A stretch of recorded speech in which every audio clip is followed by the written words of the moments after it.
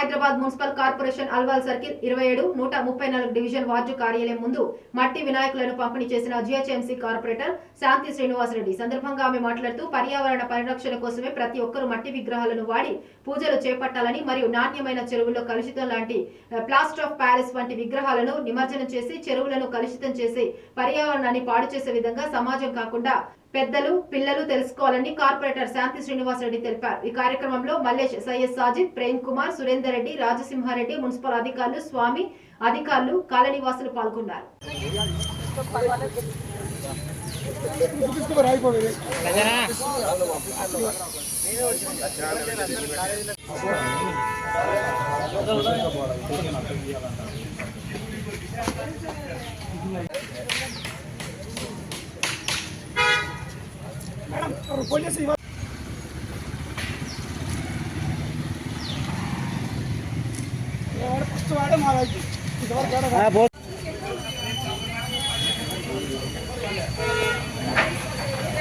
हाँ